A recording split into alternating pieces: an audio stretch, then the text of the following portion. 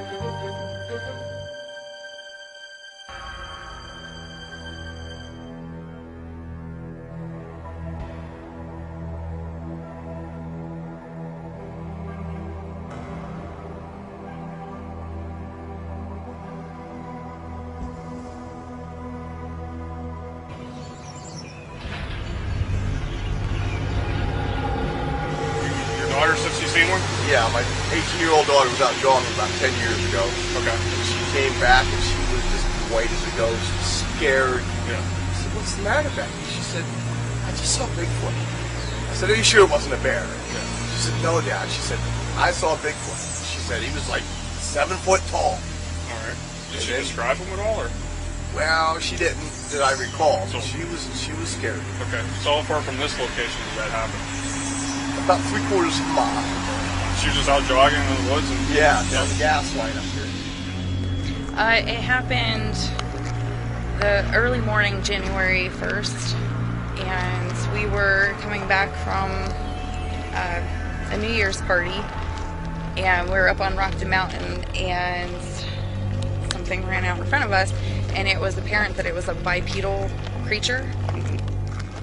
And we didn't see the head of the creature, but we did see the rest of its body. I couldn't make out any hair or anything, but I definitely made out arms and 2 feet. And the most distinguishing feature of the thing was it had white feet. So we kind of thought that was odd. And you got looked in your river, you didn't see anything? Oh no, it was gone. My husband said that he thought it looked like it wanted to slow down when it got to the wood line. Yeah. And he said, well, maybe it's peeking out at us or something. And I said, I don't care, go, Yeah. just keep going. And I didn't want to be here. Anything at all, no sounds for like maybe a half an hour, a good while. Then it threw a rock from that direction. You can see how thick this is. Somehow or other, that rock traveled without hitting any of these branches and deflecting off of anything. It's the most amazing thing. And it landed right here. Like, if you would have drew, like, say, a 10-foot circle around where our fire was, it would have landed within that circle. You'd hear the rock clipping the leaves as it came through the trees. It sounded like it must have came from 50 yards away. The rock was probably about that size, maybe like the size of a walnut, maybe bigger, a little bit bigger. And it was quiet again for a while, maybe like a half hour. My friend Steve, he said, you know what, I'm going to find out what this thing is. I'm going to go up there. And before we could talk him out of it, he took off going up that direction. And he said that he came back about 10 minutes later. He said whatever it was outdistancing him easily. No, he could hear it. He got close enough to it that he could hear it going through the brush, but he said it was going through brush like nothing, like it wasn't even there. He said there was no way he could have caught up with it. So he came back. And you know, the rock throwing, the wood knocking, the whooping, whistling calls. So, you know, for years I never said it was a Bigfoot, but I mean, I don't know what else it could be.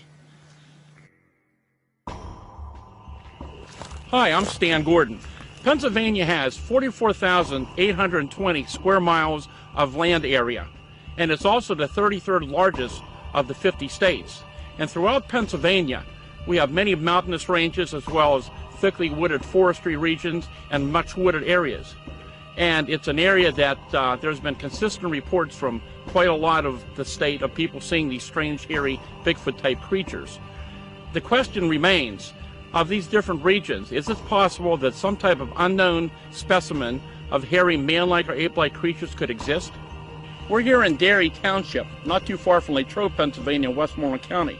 This is an area that historically numerous reports of Bigfoot encounters have been received. Actually, reports from the 1950s, very, very active during the 1970s, and many reports in the 1980s, 1990s, and more recent years. And why there's so much activity along this area is something we still don't have an explanation for. Every year, reports continue of people reporting encounters with these strange hairy beasts from throughout Pennsylvania. Welcome to the movie Mountain Devil, to search for Frank Peterson.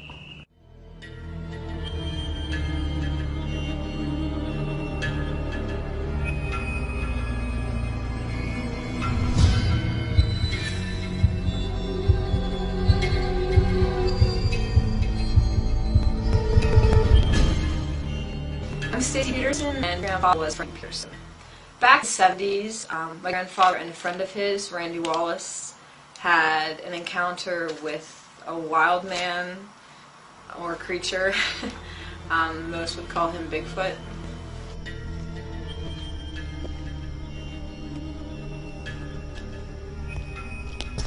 Wait, let me start over. How far are we back in the woods?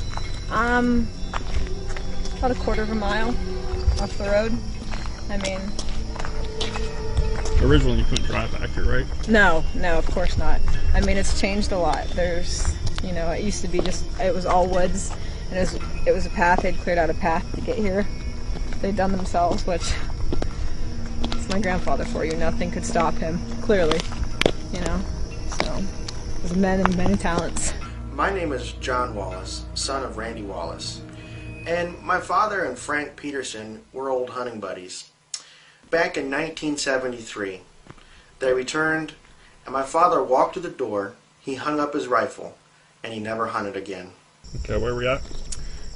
This here is the site of where my grandfather's cabin was until it was torn down in 2003. It's changed quite a bit. I mean, since it's been up, a lot of stuff has changed here, but I mean, this is it, so it's crazy. It's really... How many times have you been up here since then? I've been up a few times. It's kind of hard, you know, because I think about my grandfather, and I mean, it's really fascinating, and I mean, I love to be here. It brings back a lot of memories. It's still kind of hard, so, you know. It started out with a big footprint, and this thing looked like a bear, but it was big and covered with hair. We didn't really know what it was. So you seen like a lot of footprints by the cabin for I've seen a lot of footprints by the cabin, so what I did, I wrote down everything I had seen. All the entries I had put in was all about footprints, because everything time I went up there was nothing but footprints. You filmed a lot of this too, didn't you? Do what? You filmed a lot of it too? Yeah, I did. Took some pictures of it. Yeah, I had to. I figured nobody would believe it.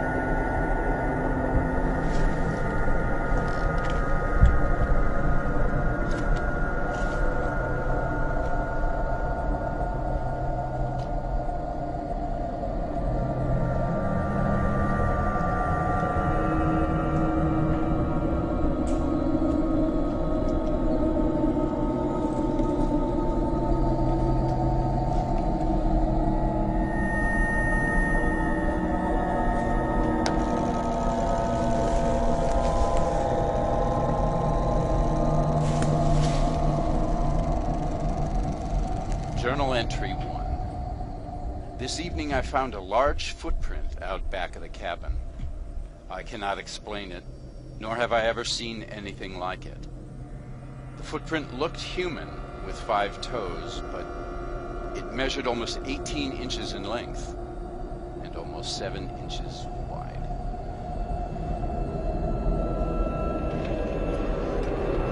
I guess what's the best piece of evidence you ever collected, or besides the footprints? I mean, is there any Footprints. any hair samples or anything like that? We found some unusual hair samples, but there's nothing, you couldn't really identify what it was. You'd see a hair here, hair there, but you really couldn't get anything out of it DNA-wise. But our biggest thing is footprints. The evening. Yeah. That night we came out and we walked all this. We looked for footprints and stuff. Yeah. And we didn't find anything. There was nothing on this trail. The very next morning we woke up, and it was about 6 or 7 o'clock in the morning. We took the same walk down in through here. Yeah. And sometime during the night, Yeah. something with this trail up in through with bare feet. Now, I mean, I guess you could say they looked human, but they were odd shaped. Like the toes were all bent up, and it was just a real goofy looking toe. And they were elongated too. The foot was only about 12 inches long. And what did we measure that stride out to be? Something like 3-4 feet, something like that. I think it was about 4 feet in between each and stuff like that. But I got to follow them about a mile back in. They were lined the whole way across this, all of them. And then every now and again, if you walk, I kept on walking that back in there. I kept on finding them, you know, just here and there in the softer mud and stuff like that. But in this spot here, there were probably about, I don't know, if I can remember right, about 10 prints going across here. As we're searching, as I'm looking down on the ground right before we're ready to leave, I come across this very unusual footprint. Strangest footprint I ever saw. It's 13 inches long and 8 inches wide and 3-toed. It was very well defined. When I found the footprint, the boys were out there. They were all made what they'd seen. I got on to call one of my associates, and he came out and we took measurements of it and took photographs, and then we made a casting of the footprint. While we were out in the field investigating the footprint in this report, we got a report on our radio that one of our investigators north of Pittsburgh that morning had been investigating an incident where a creature about 9 feet tall looked into a window. The police had found footprints in the air. So that was the beginning of this big wave of Bigfoot reports that began to occur throughout Pennsylvania, which actually continued in 1974. There were many reports, even daylight. I mean, one afternoon we had the fire department bloodhound team out searching for the Bigfoot, where these 2 guys saw it crossing in daylight, crossing the tracks down there. And that night we had to take the search party with the bloodhounds off the Bigfoot to go out and look for a little boy who went looking for a Bigfoot and got lost. I think we possibly could be looking at. I see some footprints going up the side of that hill. Right through the dead center between that power line. What it is, I have no idea. Actually, if you look right up above where the prints are at, there's another set of prints going up alongside there too. So there's 2 sets of prints going across there. Is it something? Who knows? Go take a look.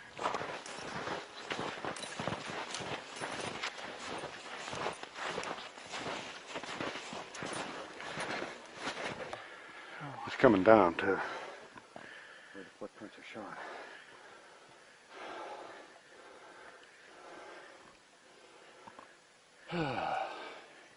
They look pretty big from down there. Yeah, they do. If you look at it like that there, they look big. But he's hitting a slid. Freeze.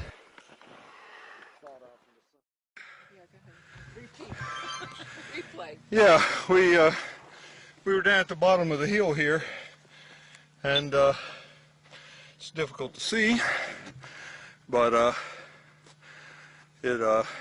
And Ron's down there with us. Ron's holding post. He's doing a couple wood knocks just to see if anything comes up after I exit. Let's go take a look.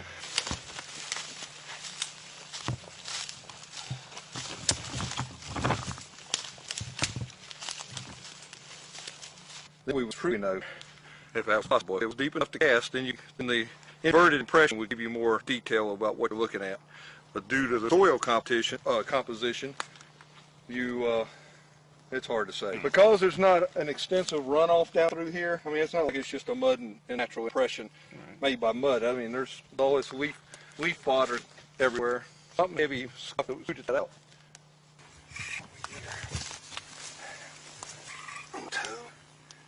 of the heel is 16. Let's just do this. There.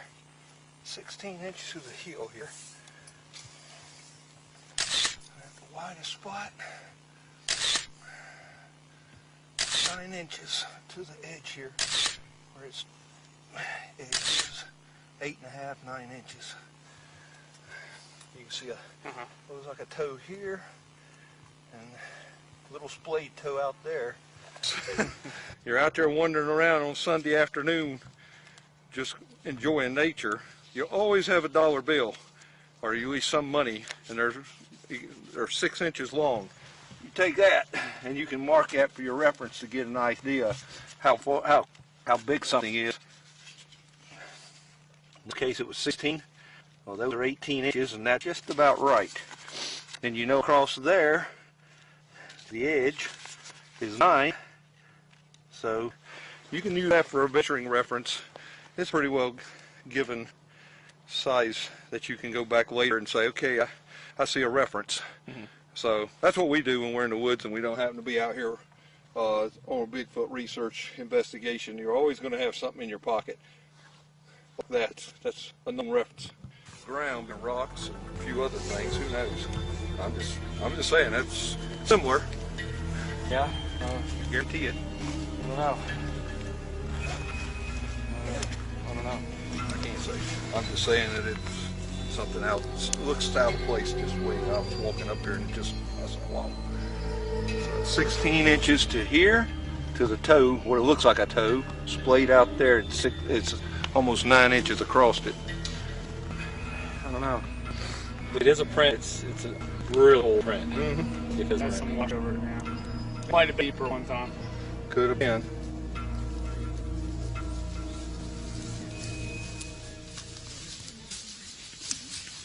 Back in here where the hill almost would look like what would be a hill, and up in here maybe where the front of it. I mean, if it is something, it says an impression. I believe it is.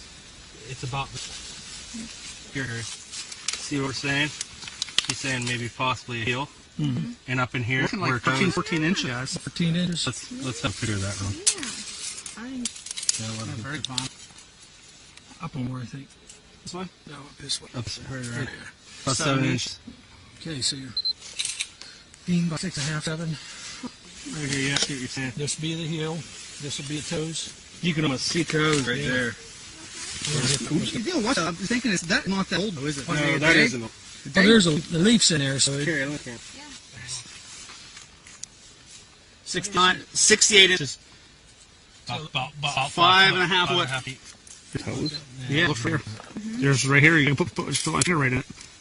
Wow, I'm gonna get a better Possible toes. Yeah. Look, see that? See the ground? I just set up the ground. How it's pushed up there, like. And look, here with the. Just think about in the back of your foot there when you. Yeah.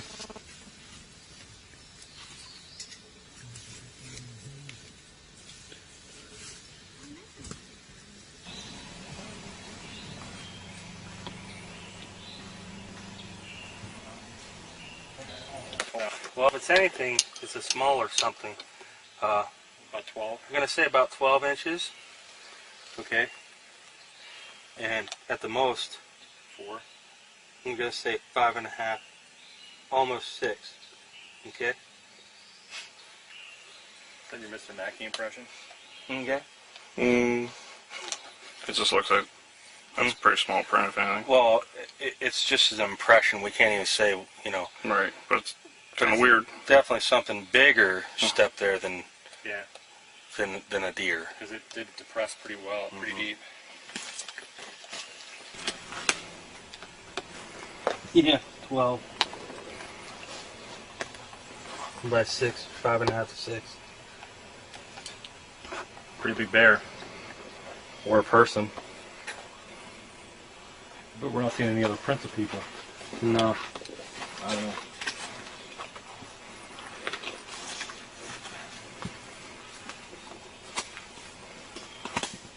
I was driving to work one morning, right along this road. It must have been about 6 a.m. And I noticed this black thing on the road, and I thought it was a bear at first because it was dark and it looked like some sort of animal. But then as I got a little closer, I realized it was standing on 2 feet, and it must have been 7 feet tall.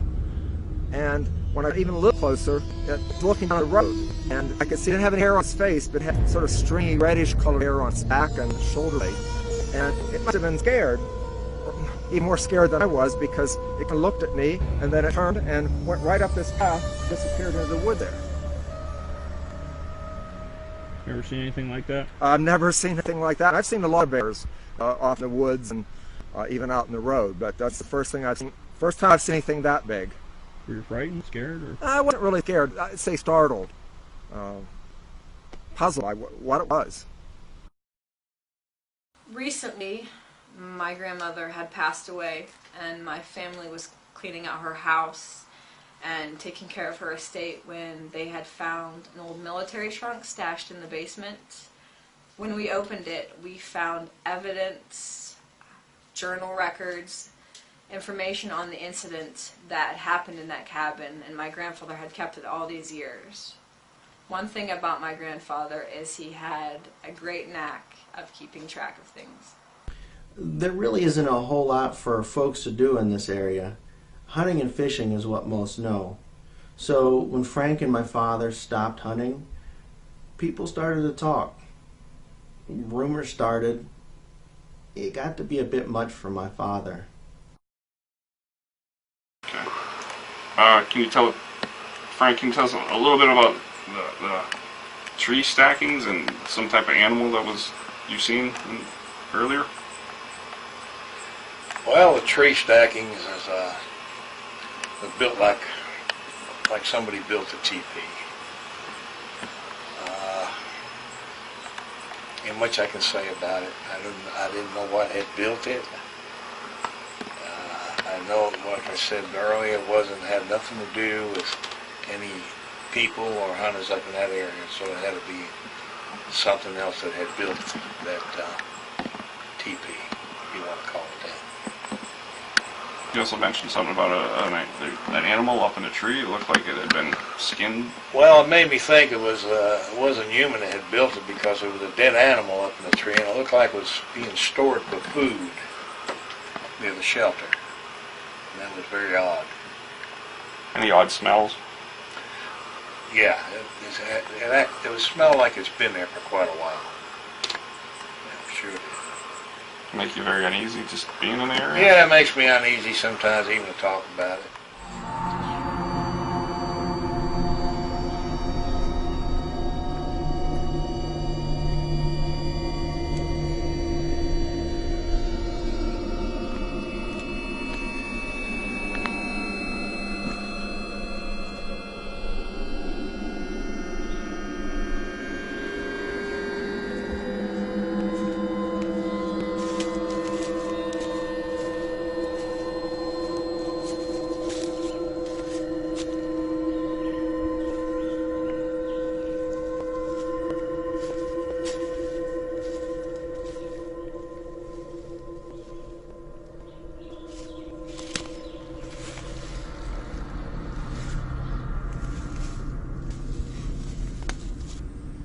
Journal entry 6.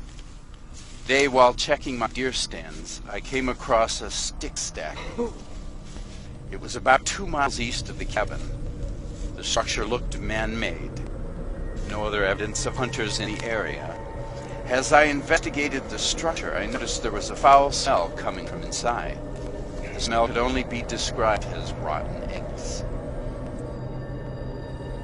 Side note. While investigating the area, I also came across a dead animal hanging from a tree limb.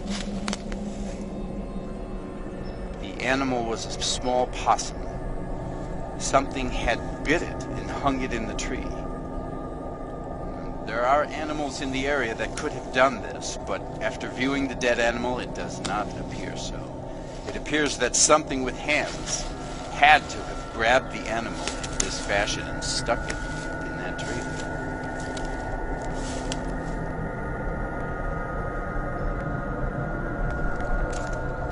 Cold chill went down my spine after viewing it.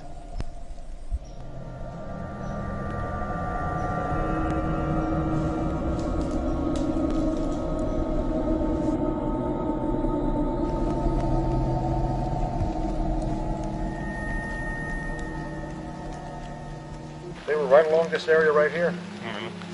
You can see them from standing in here, the large formation of sticks, and there were hundreds of them. It wasn't just one or, at first you'd think one or two, you'd think it was just a naturally made, but there were hundreds. And it looked like some of the branches had been broken off and put somewhere, to check the branches out. Some of them were fresh. It was very unusual. What it was, I don't know. Well, I believe it was near fall, my dear. The ground was a little frozen. It was a little hard. The ground was hard. You couldn't distinguish any footprints or anything. We looked. But it was just too unusual to be a natural occurrence. There was too many of them, and it was just unusual. Some of the branches were brand new, and there wasn't any storms. And it just was unusual. A bunch of us were up here in 05 or 06, and we found an area probably about a 75-yard long by 75-yard deep area, just littered with them. That's all you could see was just tons of tree stackings, and within 5-10 feet of each other, probably 30 or 40 of them. And we documented, took pictures, studied them to see if they were wind damage or storm damage. Some we could possibly say were storm damage, others they looked purposely put there. And as we were checking it out, we were making the discussion, well, this is right along the same power line where the two guys had their sighting. Come back up about 2 weeks later, and all the stackings were gone. And that's not even a fallen tree there, that's just a laid branch. Something that Bo disanchored it. It's something we find everywhere we go, that these creatures have been spotted or reported. We believe that these are markers for either other creatures or for them to come back and know that this area means something to them. The Indians use tree, and Native Americans and the chimpanzees use tree formations to mark territories. Jane Goodall has attested to that this is very similar to what the mountain gorilla does that she studied, make tree formations. The more intelligent primates use tree formations to mark territory. We don't know all of the meaning behind it, but we find the same similar tree markings right here in this area. The tree canopies that we found, shelters, look like a canopy. They do the same thing. They take trees of about anything from this 2-inch diameter size to this size here, and they bow them. They purposely take these trees, because I can do this, because this one's almost rotten, but they take perfectly good, healthy trees, and they bow them into each other. They'll take one large tree, anchor it between trees, and make a anchor point, center point, and then they bow them all in, and then they have themselves a shelter that pretty well conceals anything that's inside of that shelter. And when you go in that shelter, I'm 6'2", I can walk in and kind of hunch over like that, and there's plenty of room inside these shelters. I found two very complete large shelters, old, at least a year old, when I was up in Clearfield County in 2010, and last year in 2011 we found a different one within half a mile of the one that I found in 2010. I've always thought that the Bigfoots are always migratory through bottom Pittsburgh all the way up to Clearfield County. I mean, you move around a lot. Well, a very interesting point on that is we live in a place called Aliquippa, which is in Beaver County. And interesting, the reports that we get there, they almost always run cyclical. They run from, say, beginning of November up until, say, late January, early February, and then they basically stop. One of my theories is I think they're migratory, because we have sightings up in this area at certain times of the year, sightings down further south at certain times of the year, like I say, Chestnut Ridge between November and April. Lots of sightings. Other than that, no sightings.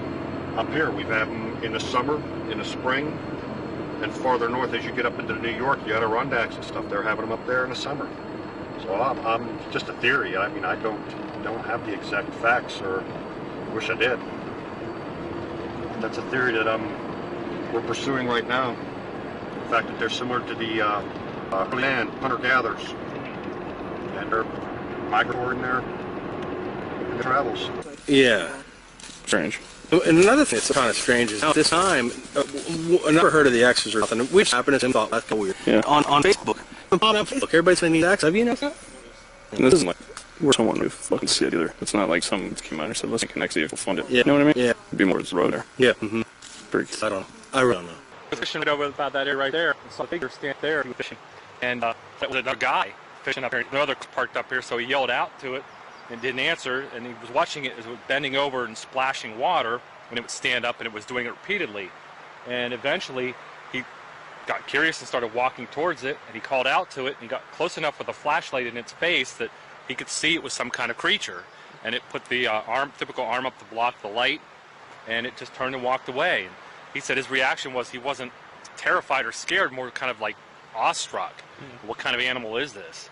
But that happened in 2007 out here, and it was he was an Iraqi war veteran, injured war veteran. So this is where you seen the creature? You were out here?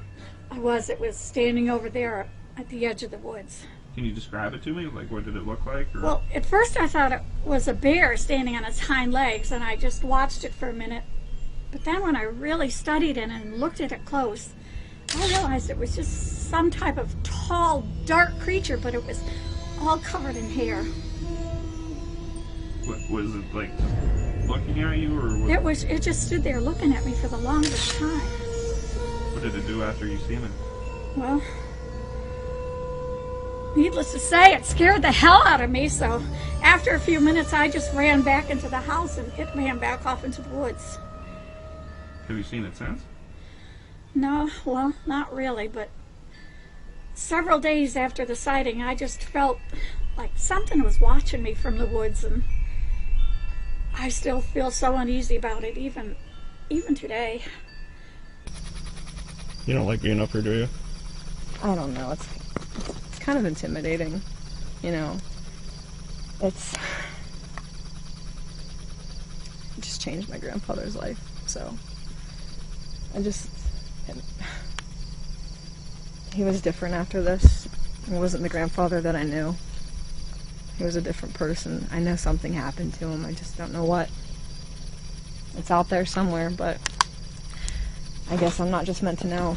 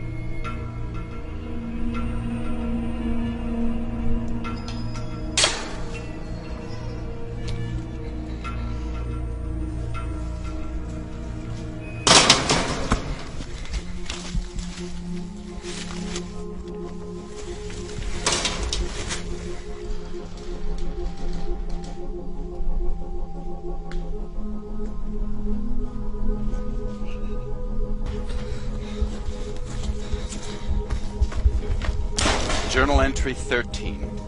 It was late before I got my supper on the fire. While sitting next to the fire, a large stone was thrown in my direction. As I slowly made my way back to the cabin, more rocks were thrown in my direction. I kept the doors locked for the first time ever. That heads into the woods, and we're going to a location where in October of '07, park ranger had a sighting of some kind of animal or creature across an open field, and that's where we're heading now, is to that field to show you guys exactly what took place. Right in this area here, there was something standing and pulling the leaves into its mouth and eating them. And as it goes from the field behind us, it stood up and turned and walked down the bank, and to the point where we could see it still on two legs before it dropped the fours and ran up in the woods. And his description was, it looked like one of those jalopy cars with big fat tires on it with the back end raised up when it ran. That's how high up it was. And he saw it for about 3 or 4 seconds running down into the brush, and then he lost it. And park ranger Bob That we're calling him. He's not allowed to talk about the event anymore, is it? Correct. Through continued correspondence with him and talking with him about the incident, he asked me to no longer use his full name and not to use the name of the park where we're at right now for publicity purposes. His superiors told him that he wasn't allowed to go public with it and not to talk about it.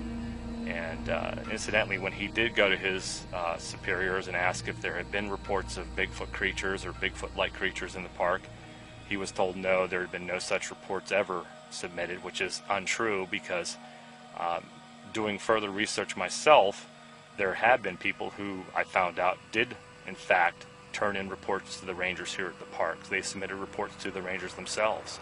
Okay. I think that, getting back to what I was telling you, I think there's a conspiracy with Bigfoot, with the government. Okay. With all the information over the years that the government has amassed, I like that word, on Bigfoot, I sent Freedom of Information requests to the Department of Interior, Bureau of Indian Affairs, National Park Service. Nobody has any information on Bigfoot whatsoever. I think it's being covered up for some reason. Why do you think they do that? Well, due to economics, number one, if they find out that Bigfoot does exist, which I think they know, they'd have to close down all the lumber camps. It would have to go on an endangered species list. They already have a plan for that, from my understanding.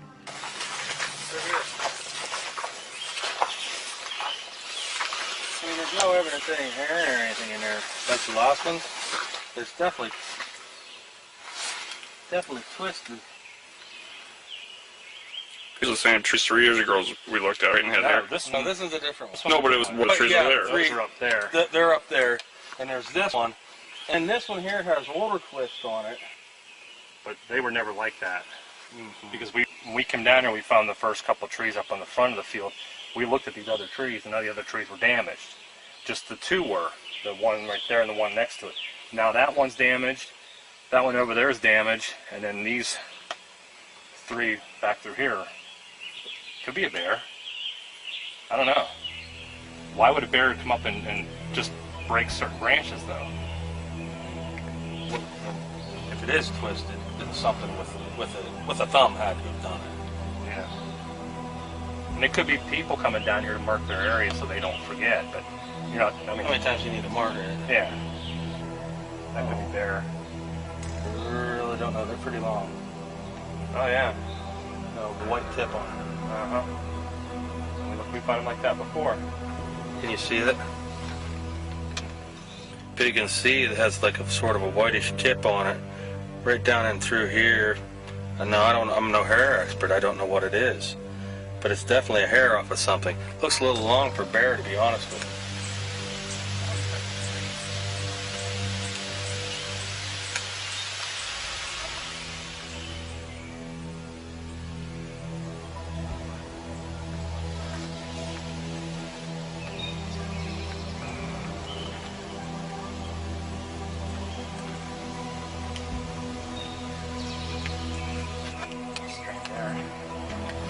It might be bear. Up in its back against there and broke the frame. I see it. Oh, it is though. Don't bears usually get on a bigger tree like those over there. I don't assume due to a tree. I don't feel like a water tree like That's what I'm saying. It gets up against like the rough bark. Of course, then again, hey, if one invented a better backcrasher, it would be these. That's the last piece. We'll get hit.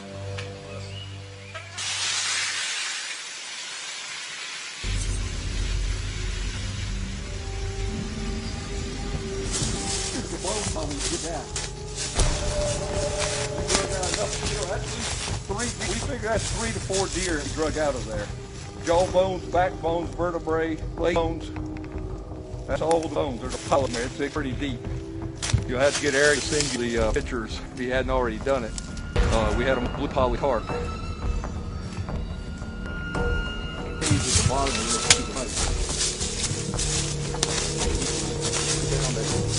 That's where we got. That's where we found the bones.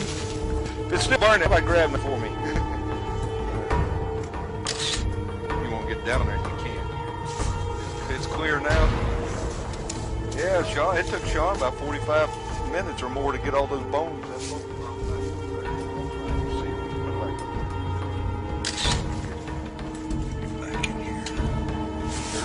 another cave area down in there. I didn't even try it.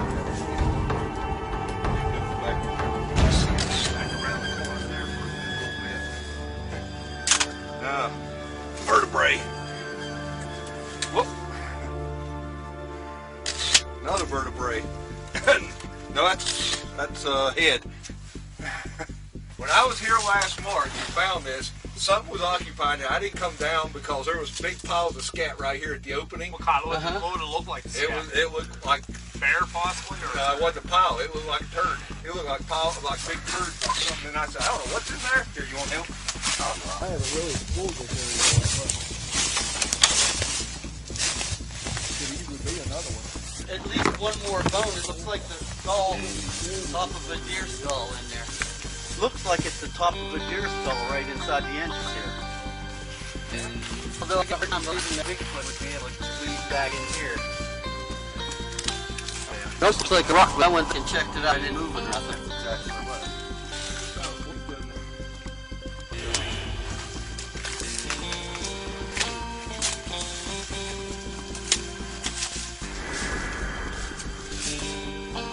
Get stuck. You don't have any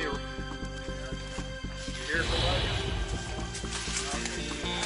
I think it just ends back here. It looks to me like it just ends.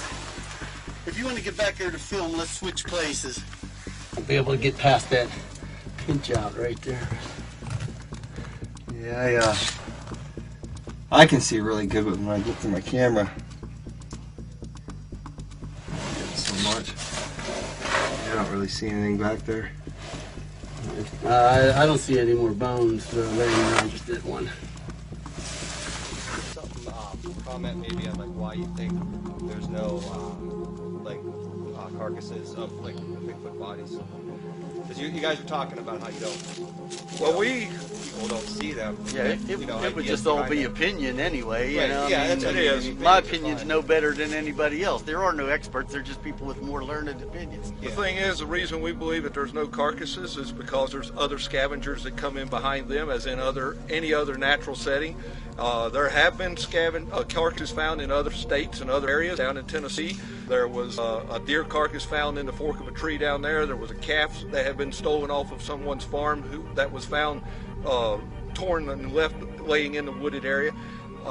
It's not saying there aren't carcasses found. There just rarely are carcasses found. And the reason is, if you're not there within a day of the kill, then something else come along and it's an opportunity meal. They're going to take that carcass and it's going to be destroyed and discarded within a couple of days. So that's why they're not hiding it. They're just taking what they need, leaving the rest for the other scavengers in the woods. All right, what we found up here in Kelly Fella Road was what I believe is a freshwater mussel. It's very perplexing. Don't you agree, Ron? This is perplexing. Mm-hmm. Very. Now, how they got up here.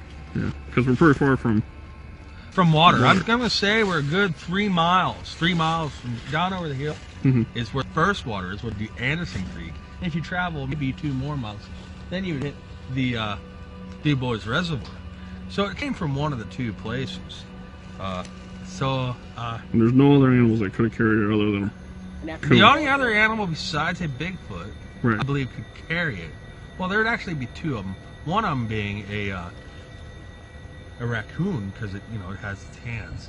The other one being some type of bird. But for them to be, strewn around more than one, I mean, it'd take more than one bird, of course. There have been a lot of sightings out west and on the beaches. As far as the raccoon goes, I believe that the raccoon would have stayed close to the water. It's a rather clean animal, believe it or not, of what it's eating.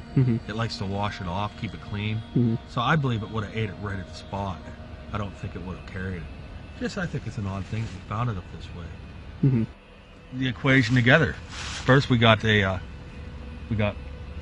place for it to live. We got a food source and 2 definite water sources. just down over the hill, not too far, about within a couple of miles. And we're in an area of sightings. In an area with very little civilization too. Yeah.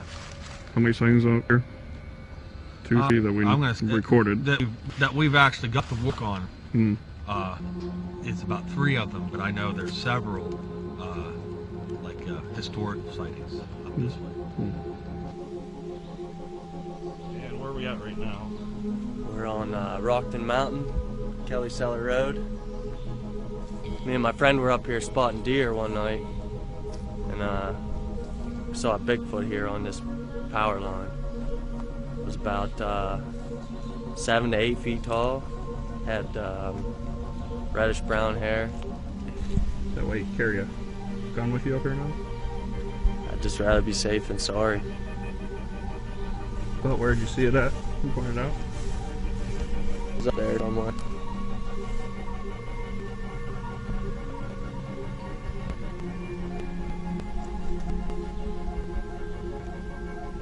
Freak you out? Yeah. I don't really like being here right now. You want to go? I would prefer. Okay, we can go. Well, we've heard of obviously the rock throwing. We've heard of bluff charges. We've heard, grunting, and basically, researchers feel that they're doing that just to get you out of their area. I've never heard personally anyone that's been physically attacked by them, other than the Teddy Roosevelt case, the wilderness hunter, where supposedly a trapper was killed by one of them. But I don't believe that they're aggressive, but I also believe that they don't want us in basically their home. So if they are indeed a wild animal, then they can be very unpredictable. So it is possible, although it's so far the evidence suggests that they aren't. I actually started investigating Bigfoot back in the 1970s when I was a police officer down in Fayette County, Pennsylvania. A lot of footprints, a lot of screams, but never saw one. A lot of eyewitness testimony at that time. This was doing flat that back in 73 to 75. That's if you ever talked to Stan. He was big then. This is the pink box. People have seen these before. And the reason it's pink is because it's my girlfriend's stepdaughter's. Is she aware that you took it? She knows, yeah. She doesn't use it anymore. And you plug your iPhone in here. Mm-hmm. Through YouTube, I put the baby cry sounds, plug this in, turn this on, and it's like a loudspeaker. And we used this pink box a month or so ago. Yeah. And we brought something in. We don't know what it was. We didn't see it.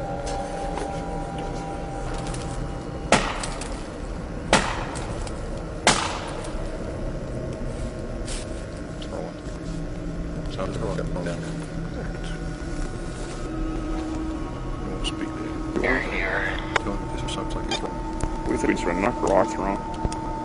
No, I can burn any out over here.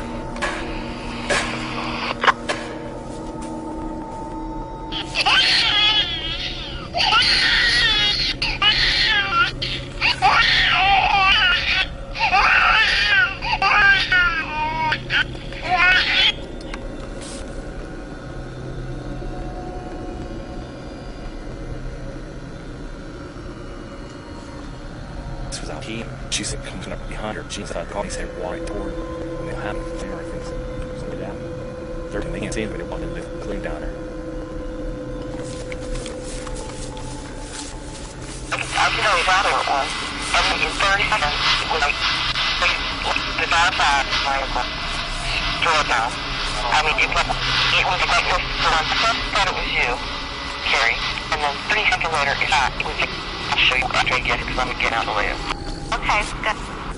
But you heard it, right? Because I heard something. Yeah, it was the sound. Yeah, but like dying. Sorry, something about this. I'm speechless right now. I heard it move, but it wasn't like this. It was a deer. It wasn't like, it was. That's what I said, turn around. I thought they were standing the door open shot. I thought, why was they doing that? Where did it come from? Right here. And 30 seconds later, it went there. Where did it come from? Right behind us. That one? Yeah. Give me a second. I'm picking through that picture flip. I think that when I heard it, someone was coming back. I heard but before. I was like, to go away.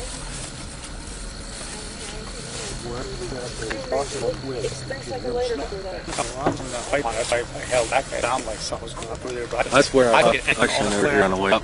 Just for a skit. It sounded like something was kind of going at an angle that way. Okay, I also saw your lights. Yeah, I'm way up here on the side here, on this far side. Yeah. I saw like black eye in the distance. Just something walking real fast, or? No, it wasn't walking by fast. It was, I was going to the bathroom, going all night.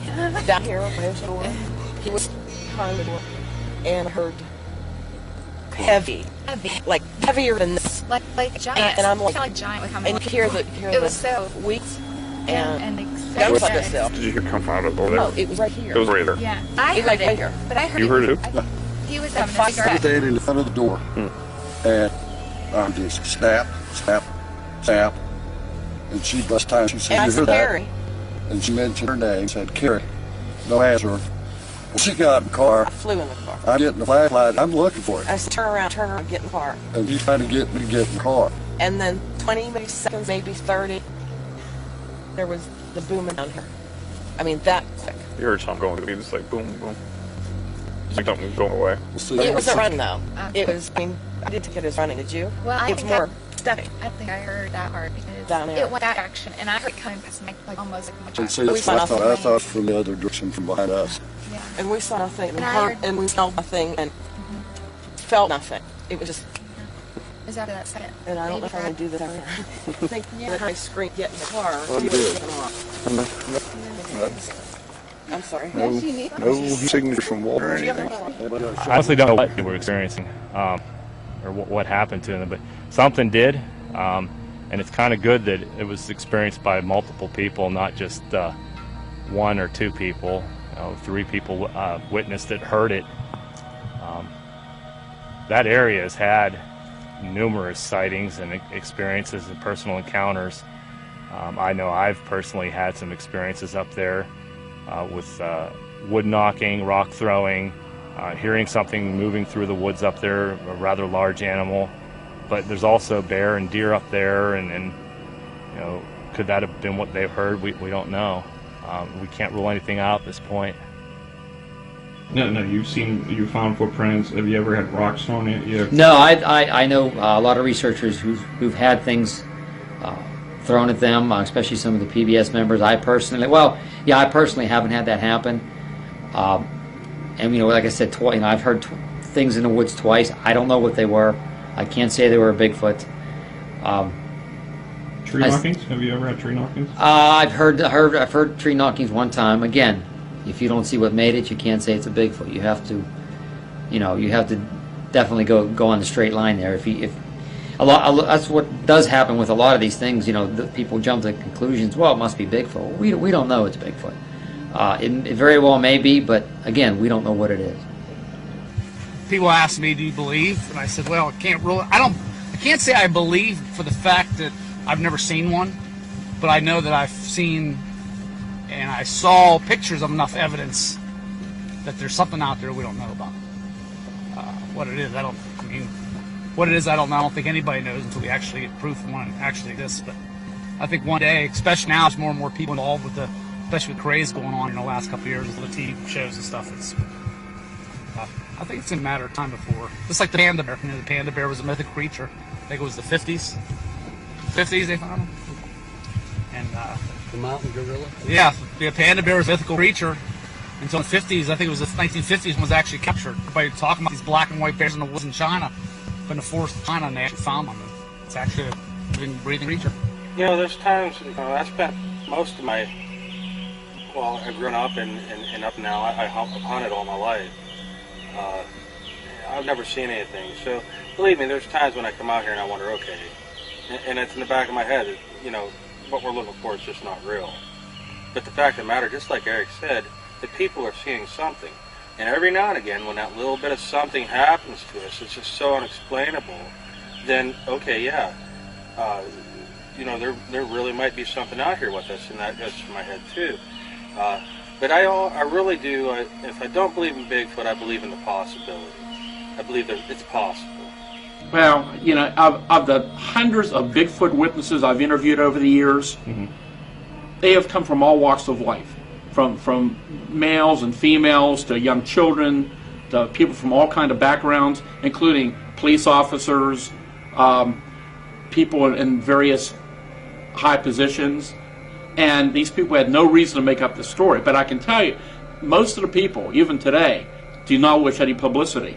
Most of these people have contacted myself, and they were very concerned. Many of these had life-changing experiences when they had these encounters, because they had encounters with creatures that are not supposed to exist. And many of these people had their lives completely changed by what they experienced. I'm sure he'll remember. There's either 2 or 3 deer, and they were all together, all does, and they were, you know, eating, grazing. And he moved, he was looking for more, and he went to the left, and there it was. And he wouldn't have even much noticed it, except it moved. As soon as the light hit it, it stooped down to try to get out of that light. And then it caught his eye, so he stopped. He went back to it, and he was holding it, and he's watching that thing, and stood up. He went back to the deer, and he went back to that real quick. As soon as he got hit it again, it dropped. It stooped down, and it stood back up, and it kind of tried to shield the light. And I don't think he exactly knew what we were up there.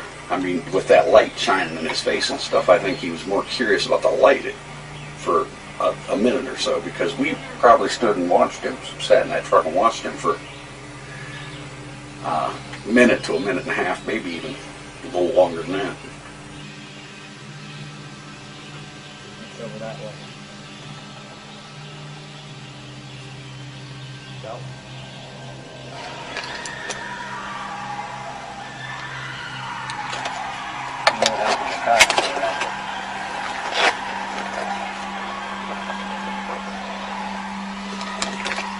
Something up and looked up too.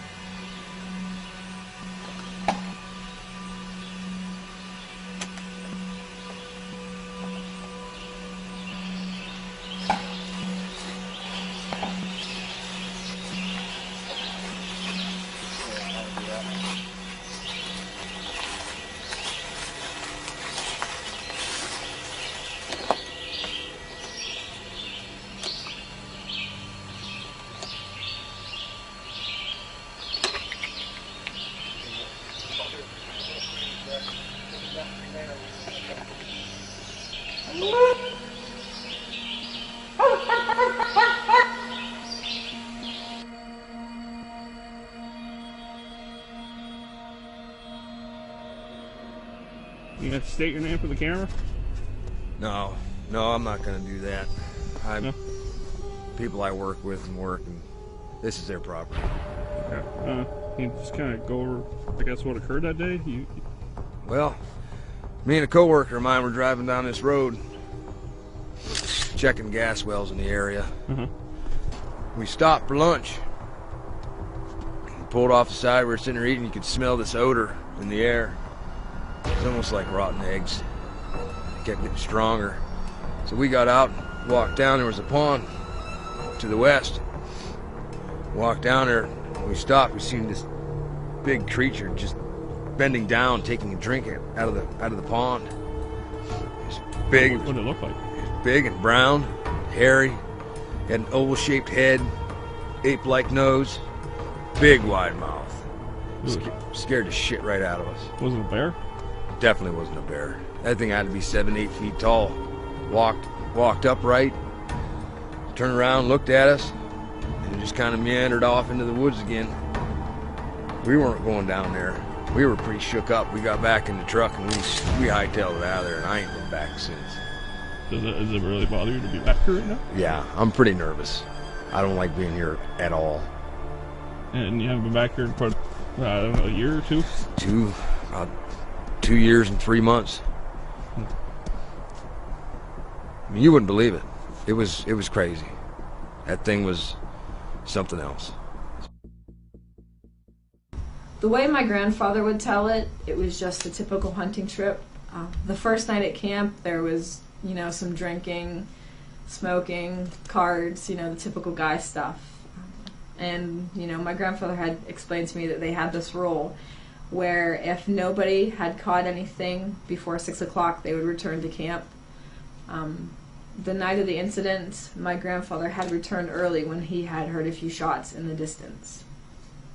So when you were up there, now, tell me a little bit. You and Randy went up there hunting one weekend, right? And I guess he shot at it or something. I guess can you tell us about Randy. Like I said, I've never seen Randy move so fast. He has seen it, and whatever he's seen, he shot at it. And that's when he came back late that evening. I mean, he looked like he was scared. And we knew that night was not an option. We had to wait till daylight to leave. So that's what we did. We waited until daylight. We was hoping the thing would be gone. So I went outside and tried to get my thoughts together and let Randy figure out what he wanted to do. when you were outside, something you did encounter something, correct? Well, yeah, I went outside and then I come across the his footprint, and I looked up and there it was. It came charging right at me, right down at me. I ran like hell. I ran as fast as I could to that cabin. And that thing kept banging on that door like it wanted in real bad.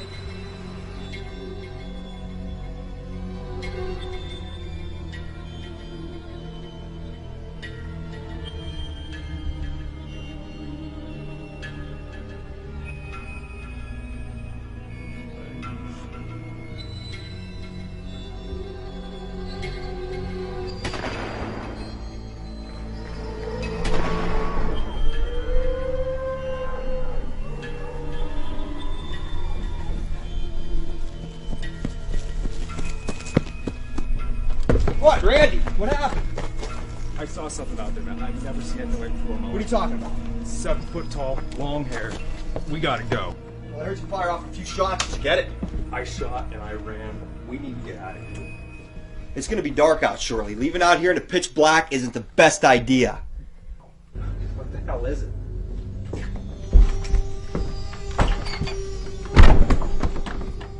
I don't know. We're gonna stay here for the night, all right?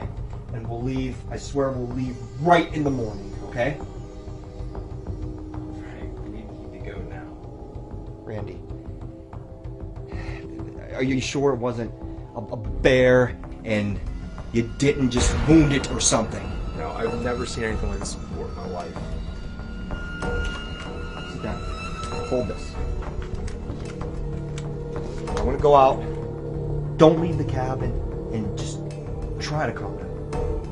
Frank, don't go out there. I just want to go see if you didn't wound it. It's out there.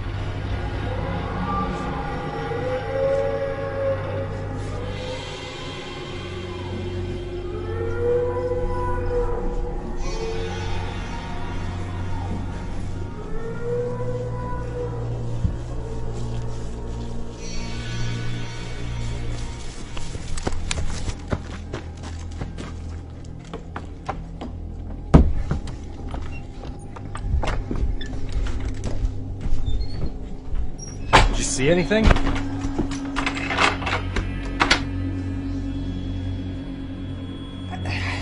I heard something. I never heard anything like it in my life, but I definitely heard something. We gotta pack. We gotta get out of here now. No. Yeah, like I said, it's. We got that hike in the pitch black. Not a good idea. Stick it out. We'll just stick it out. What's gonna happen? We're in here. We're good. Okay. Just. We'll be fine. We'll leave in the morning when it's daylight. We can get out of here. We can see what we're doing. We'll pack our stuff up and get out of here.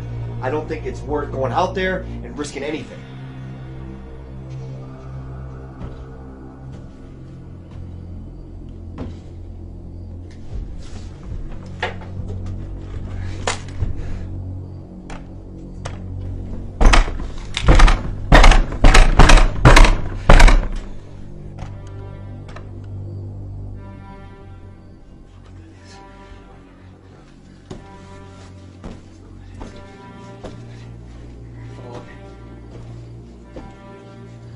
Oh my god.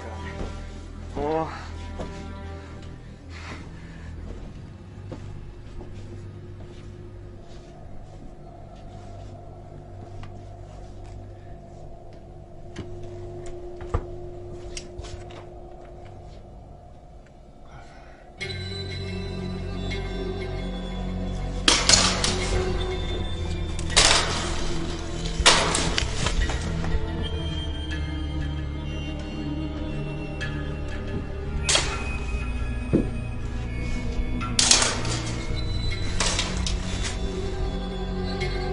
Look around outside. You had to hurt it or something when you shot at it. I mean, it's got to be at least bleeding. It's worth taking a look around anyway. I just think it's a bad idea.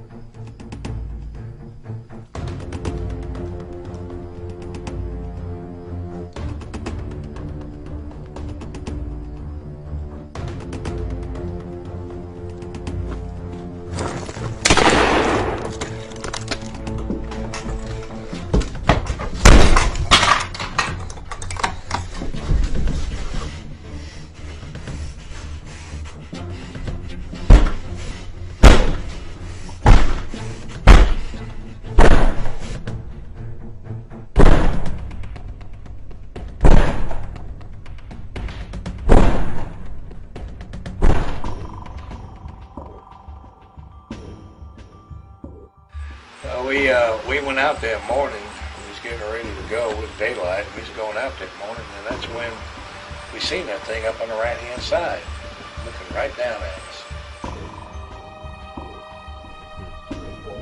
Sun's up. Let's get out of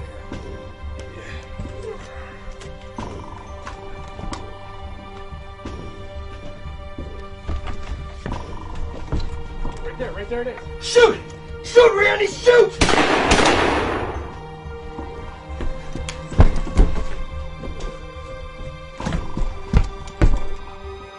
Well, me and Randy fired some shots at him.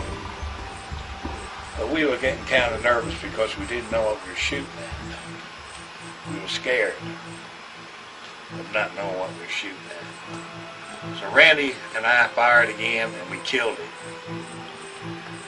That's when my heart was thumping and almost jumped right out of my chest. I thought we might have killed a large man, but we didn't. We went and looked at it. It wasn't a man. What happened to the thing, or? Well, Randy and I decided the right thing to do, we can't leave it there, even though it scares at night. The right thing to do would be to bury it, even though it had scared us at night. We just couldn't leave it there. It wasn't meant to be seen by common folks.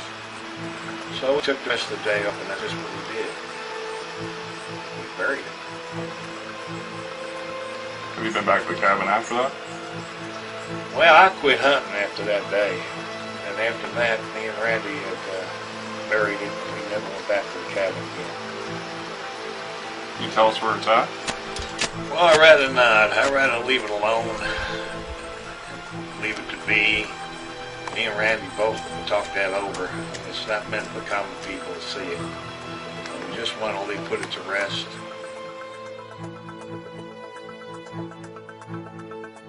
And right now, where are we at? We are at the site of where they had stripped, you know, this earth. This is where my grandfather's cabin was, and where supposedly the creature had been buried. PA officials had come in to investigate, and eventually the U.S. Army had moved in. And supposedly, I mean, of course it's just rumor, but they had come in and supposedly seized the creature and never to be seen again, you know, so. Was that rumor though? It was rumor, yeah. I mean, that they found the creature, but I know they were here. I had witnessed it for myself. I didn't get to stay long because they hushed me away.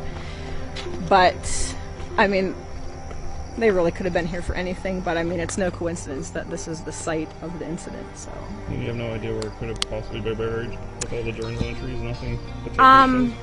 There was indications of, you know, certain things, but, I mean, like I said, we tried finding, you know, shell casings with metal detectors, things like that.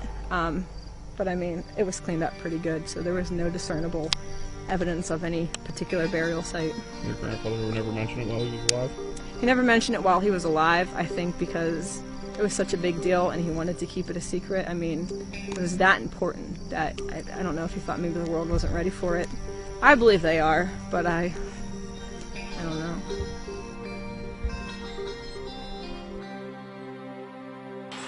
It's not something you like talking about today. I really don't like to talk about it. I really don't. It's hard for me to talk about it. It makes me real uneasy. Change your life completely? Oh yeah, changed it a whole lot.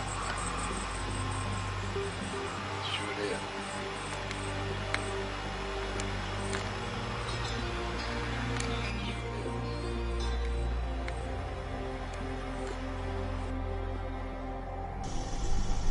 The speculations in the film that you've just seen aren't new, nor are the conclusions contained therein.